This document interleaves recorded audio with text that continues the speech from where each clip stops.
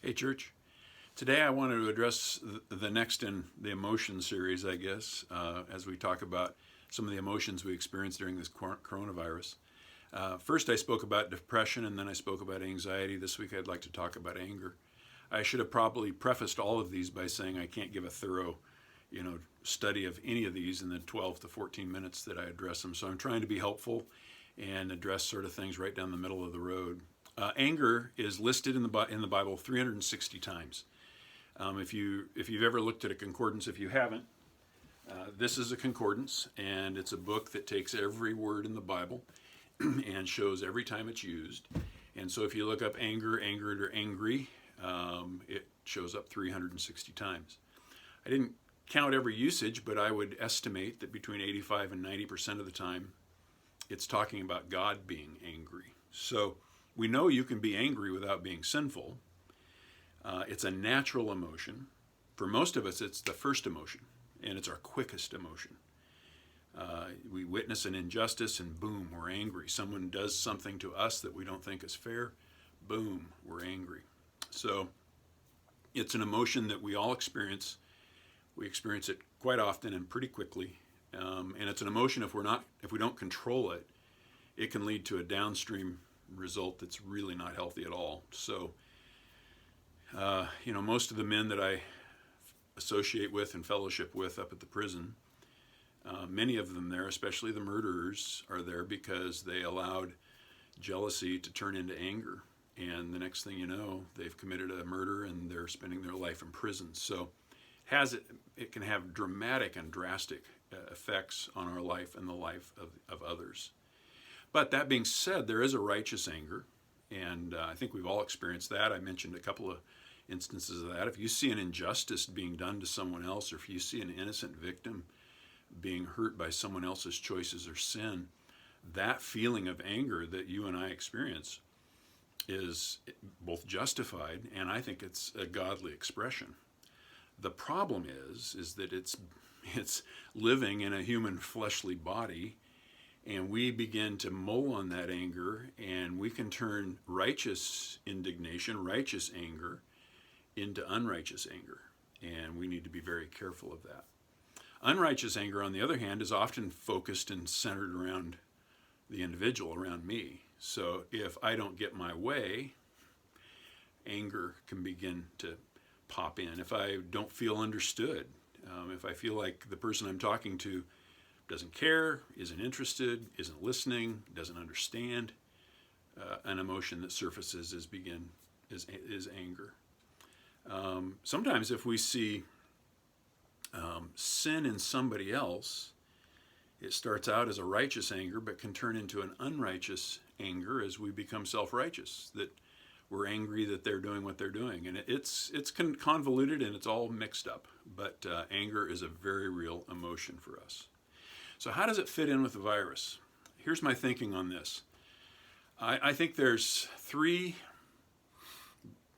basic approaches to this virus. The first one is this, that we have a fear or a concern about the virus itself. And I think everybody has experienced this. We don't know how bad it is. We don't know if it's going to affect us and how it's going to affect us. That has driven us to be compliant to the rules and do the right things and genuinely fear the virus. People that fear the virus often are angered at those that don't. So you've maybe experienced this one side or the other. I have yet to wear a face mask. I go into a store, and people that are wearing masks, I think, look at me differently. And no one has been outright angry with me yet, but I get the sense that they wish that I was taking things more seriously. But I am taking them seriously. It's just that I've read enough. The Surgeon General said, you don't need to wear a face mask, so I've chosen not to. But there's a anger level between those that are greatly fearful of the virus and those that aren't demonstrating the same level of concern. Second area would be in the economy. We recognize at this point the decisions that have been made by the government and by us as individuals have had a dramatic and drastic effect on the economy. And some are in great fear that our economy won't weather this and that it's going to be a long-term problem. And they're angry at the people who take the virus too seriously. They would say, come on, it isn't that big a deal. Statistics are beginning to prove that you don't need to be as fearful of it as we once were. So it's time to open the economy. And that seems to be the debate that's going on right now. But there's a third one. And I think there are those that are fearful of the government that says, the government has overreached on this. They have instituted policies and laws that may or may not be constitutional. And so there are some that have a legitimate fear that the government has gone way too far and done way too much. So people that are in that camp are also frustrated with or angry with those that are in the camp of, I fear the virus and I'm going to be compliant to the government until the day they say I don't have to. So all of these three things, the problem is that we tend to polarize them and we pit them against one another. And we think, well, if you're fearful of the virus, then you don't care about the economy. If you want the economy to succeed, then you don't care that people die. If you're fearful of the virus, you don't care about government overreach. If you care about government overreach, you're insubordinate and you don't care about people dying. So all three of these camps rotate around in opposition to one another. So what's a biblical principle here? James writes this in his epistle. He says this, "You know, my beloved brethren, but everyone must be quick to hear, slow to speak, and slow to anger. For the anger of man does not achieve the righteousness of God."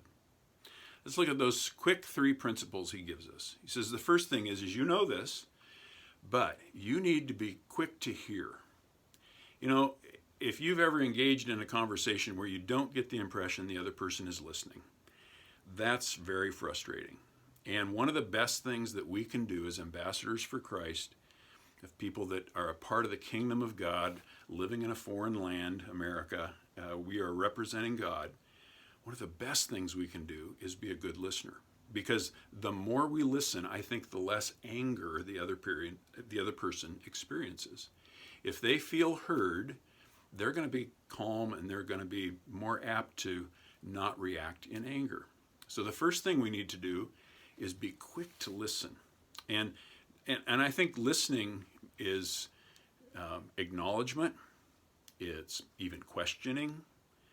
It can be agreeing. It can be disagreeing. But it's saying, I'm hearing you and I'm not discounting you. And I am taking into consideration what it is you're saying. Second thing he says is we are to be quick to hear and slow to speak. This is a tough one because often many of us are wired to say, we hear them say something, we think about it for a moment, and boom, right away we give a response and we've got an answer and we're going to solve the problem and we're going to fight back and push back. And when we do that, they feel unheard and frankly, anger begins to boil up. And then the last thing he says is be slow to anger. Now, doesn't mean we might not reach the conclusion at the end that anger is the right decision, but he's saying don't start there, and ideally don't end there, and that if you can have this reasonable discussion where you're quick to hear, slow to speak, and slow to anger, you can mitigate a lot of issues. But the next verse he says, because the anger of man does not achieve the righteousness of God. Now, in this context of the virus, what would the righteousness of God look like? Well, I think it would look like God's people understanding they have a higher calling at this period of time than to argue people into submission about which of these three positions is the correct one. The moment we as Christians begin to take up this confrontational, argumentative approach to say, no, you're wrong and I'm right, or you're wrong and I'm right, we are not accomplishing the righteousness of God. Now, what would the righteousness of God look like?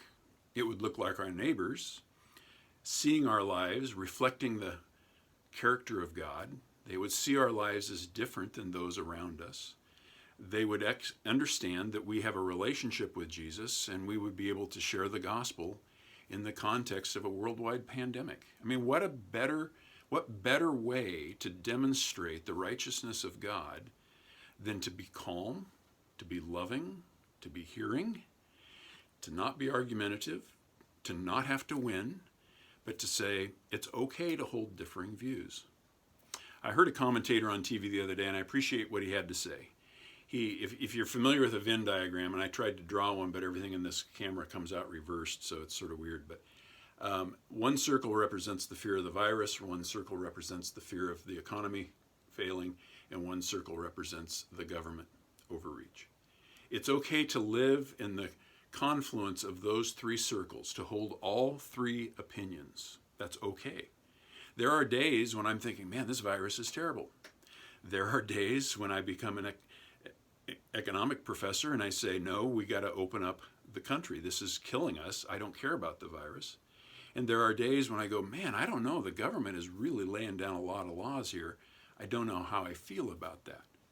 So even in my own emotions, I circle between those. So it's perfectly fine to say, my friend can hold this one, I can hold this one, and you can hold that one, and we don't have to be angry with one another. So my 2 cents on this would be anger is a natural outcome of this at lots of levels. I'm sort of talking at this big macro level. Those that are in close confines with each other, you've probably experienced a little more anger than you would normally otherwise. But we need to be quick to hear, slow to speak, and slow to anger, because what we want to accomplish is the righteousness of God, and that does not come through the anger of man. I sort of view this pandemic a lot like politics for the believer. I'm political. I think a lot about politics. I try to allow my faith and my understanding of Scripture to influence my political beliefs. I think as Americans, it's wise that we are politically involved. But I would never want to put politics above the gospel. If I lead people to believe you have to hold the same political views I hold to be a follower of Christ, I have done a tremendous disservice to the gospel. Now, in this day and age, if I lead people to believe that you have to hold the same views that I hold about the virus, I have done a disservice to the gospel. I need to hold those loosely. I can sure have my opinions, but I don't need anger to rise up and begin to build walls between me and those around me that need the gospel. So if you're sensing anger in your heart, take a peek at James chapter 1, verses 19 and 20. Acknowledge that it's a normal, natural emotion. It's one we do have to control. And if it's unrighteous anger, you need to confess it and do your best to release it and move on and deal with it. And if it's righteous anger, don't mull on it too long till it becomes unrighteous. And recognize that the anger of man does not accomplish the righteousness of God. Thanks. Hope it was helpful.